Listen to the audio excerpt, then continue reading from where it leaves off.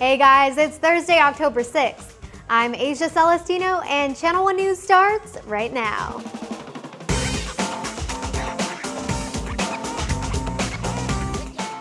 We're starting off with headlines, and first up, we head to Florida, where the state is dealing with Matthew's arrival today. Residents were warned to prepare for the worst. The powerful storm has been causing a lot of damage with its strong winds and heavy rain. Florida residents didn't take any chances as they prepared for the arrival of Hurricane Matthew. People stood in long lines yesterday to refill propane tanks and buy supplies. Even the president warned residents to get ready. This is a serious storm. It has already hit Haiti with devastating effect. Florida, parts of Georgia, North Carolina, and South Carolina are under states of emergencies. In South Carolina, 250,000 people were ordered to move inland. Because the storm changed, we are changing with the storm, and I think that's very important that we just make sure that we do it in phases. And Matthew has already caused serious damage in the Caribbean. At least 11 people have died in storm-related incidents. Torrential rain caused raging floodwaters to swallow up roads and a bridge in southern Haiti Tuesday. The storm's powerful 145-mile-per-hour winds shredded limbs from trees and blew out windows. Officials say it was the strongest storm to hit the region in almost a decade. Next up, the government has arrested one of its own workers on charges that he stole top-secret documents. Harold Thomas Martin, a contractor for the National Security Agency, was arrested by the FBI. Authorities say he admitted taking top-secret government documents and digital files, most notably a computer code developed to hack into the networks of foreign governments. A defense attorney said Martin, a former Navy lieutenant, did not intend to betray his country. It's the second time in 3 years that a worker has stolen secrets from the NSA. Edward Snowden is still hiding out in Russia after leaking more than 1 million top-secret documents to journalists.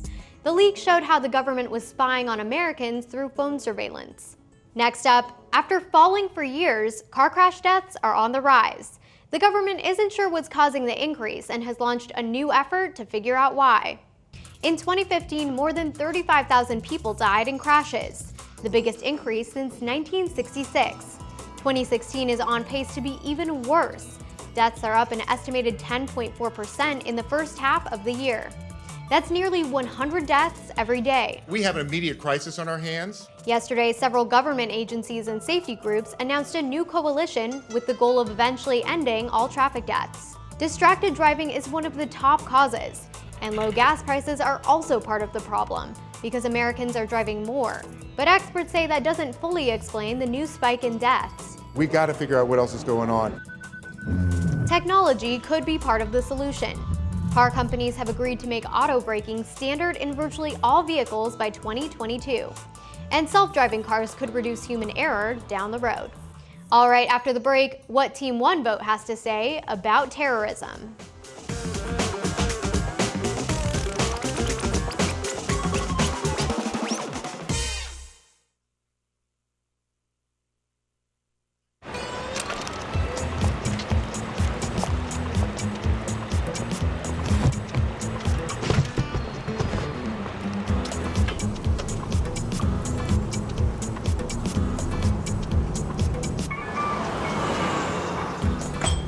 It's a short ride from your neighborhood to your naturehood. To find a neighborhood park or green space near you, visit discovertheforest.org. Not old enough to vote, but want your voice to be heard? Join the millions of young people making their choice for president in One Vote 2016, the largest mock election for students. From October 17th through the 21st, you can cast your vote at onevote.com. And don't think your vote matters? Well, guess what? You guys have correctly predicted the next president in all 5 past One Vote mock elections.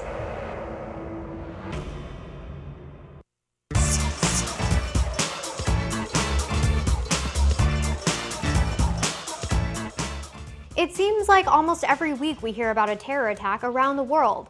So of course, fighting terrorism has been a big issue in this presidential race. Our Team One Vote has a lot to say. Here's Keith Kosinski with the wrap-up. I am concerned about the U.S. and its fight on terror. The way Obama's doing it isn't even a fight. Terrorism is an important issue to me. A lot of people suffer from it, and I wish that everybody would love each other with the idea of spreading more love than hate. Terrorism is definitely something that worries me and scares me.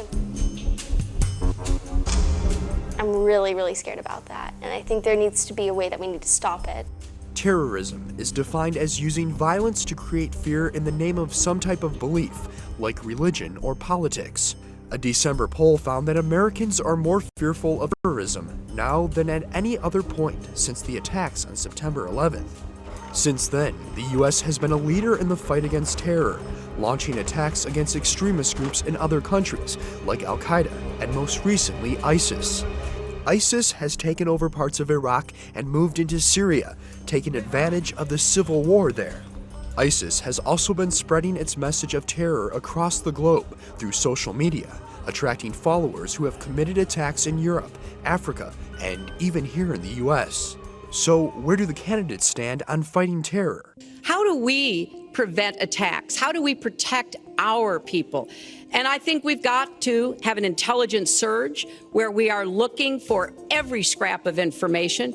So we've got to do everything we can to vacuum up intelligence from Europe, from the Middle East. That means we've got to work more closely with our allies. Hillary Clinton wants more help from our allies to fight terror and increase airstrikes in Iraq and Syria. But she does not support sending in American ground troops. She says she will work toward a peace deal in Syria so ISIS can't spread. And here in the U.S., she will build relationships with Muslim communities to make them feel welcome in the U.S. and get their help fighting extremism. She will also increase intelligence gathering resources to find out about potential attacks and help prevent Americans from joining ISIS. So we're going to convene my top generals and give them a simple instruction.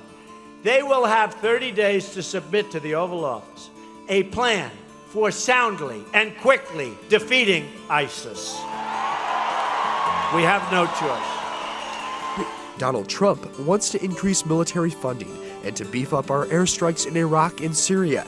But he wants our allies, especially countries in the Middle East, to take the lead. He would establish a commission to explain to Americans the beliefs of Islamic extremists and to identify the warning signs of someone who might become a terrorist. He says the best way to prevent attacks in the U.S. is to establish new screening procedures and enforce immigration laws to keep terrorists out of the United States. And both candidates say that cybersecurity, preventing attacks on our computer networks, is a top priority. Hillary Clinton would fight ISIS better, in my opinion, because she takes a more approach to actually go after them and take action.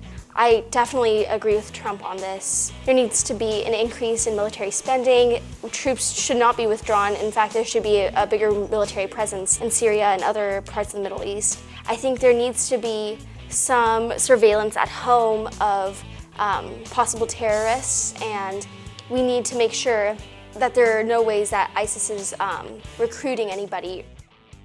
Great points from Team One Vote. Thanks, Keith. And don't forget, our One Vote mock election is coming up October 17th through the 21st. It's a chance for millions of students to vote for president, and we're so excited. So if your school is planning to vote or hosting any fun events, make sure to let us know. We may just crash your presidential party and visit your school. So send us an email to beonch1@channel1.com. Okay, after the break, Uganda's first female chess champion.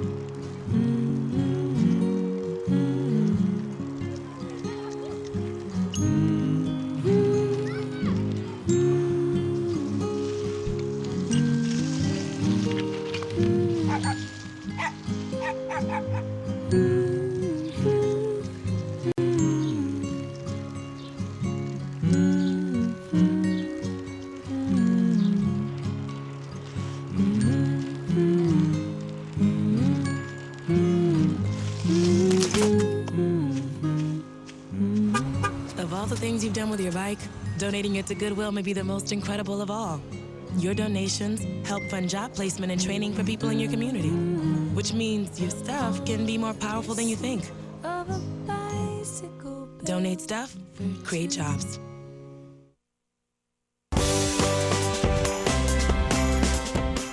All right, guys, you may have seen previews for the new movie, Queen of Katwe. And Tom's here with more about the girl whose life it's based on. Yeah, it's an inspiring story about a chess champ from Uganda. Check it out. The goal is to get him. 20-year-old Fiona Mutesi discovered a new way of thinking through chess. You have to plan, you have to strategize, and also you have to have dreams. Those dreams started here, in one of the largest slums in the country of Uganda, Katwe, where as a child, Fiona sold corn to help her family survive. I dropped out of school at 6. We didn't have anything. My mom had no money.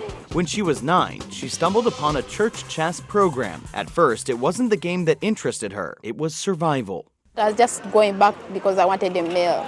But things began to change when Fiona met Robert Getende. He started the chess program as a way to empower children in Katwe. Actually, the most intriguing factor was the determination to survive. So he signed her up for tournaments. She began winning and became the first female chess champion of her country. By 14, she competed in the Olympics of chess, beating adults, achieving status as an expert player. I cannot just believe it that I'm a person right now here at this level, because I'm a person from nowhere. Fiona's journey is now a movie. Checkmate! She won! She won! Fiona's won! Disney's Queen of Katwe, featuring Oscar winner Lupita Nyong'o, who plays Fiona's mother, and David Oyelowo, who plays her coach. An inspirational story with one simple message. Hope wins in everything you're doing. It's up to you, like, to wake up, to stand, and then do something. Spoken like a winner who says she never loses, she just learns. Tom Hansen, Channel 1 News. Chess Queen! Love that story. All right, guys, that's all for now. Have a great day, and we'll see you right back here tomorrow.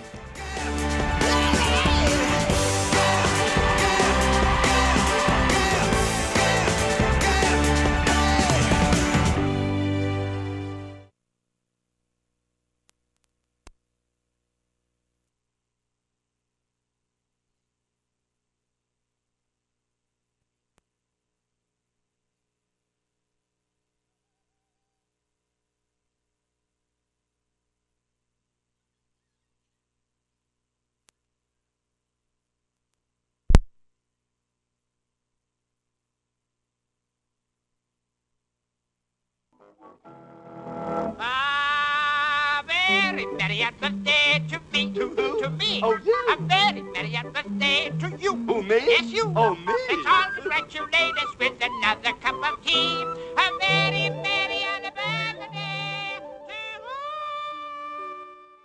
Good morning, Shafer Sharks. I'm Shannon, along with Alyssa, Nyona, and Emma. It's Thursday, October 6th, Day B, National Mad Hatter Day.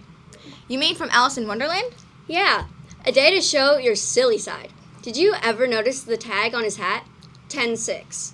Perhaps this was an order to make a hat, meaning it would cost 10 shillings 6 pence. Did you know that many, many centuries ago, mercury was used in the hat-making process called carroting? Mercury poisoning drove some hatters crazy, mad. Get it? Mad Hatter? And now, would you please rise for the pledge to the flag? I pledge allegiance to the flag.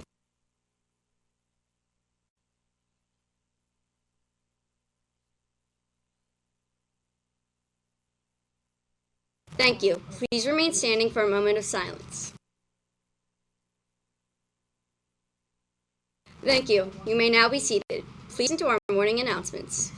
Today's weather. Partly cloudy today with a high of 74 degrees. For lunch, beef or chicken nacho salad with lettuce, cheese, salsa, and sour cream, seasoned corn, and refried beans. Fresh apple slices along with your original healthy milk. And happy birthday to Dante Calavanese and Sal Patel, who celebrate their birthdays today. And we forgot to mention our awesome 8th grade ELA teacher, Mrs. Sabatini, who celebrated her birthday this past weekend. Let's hear that birthday song.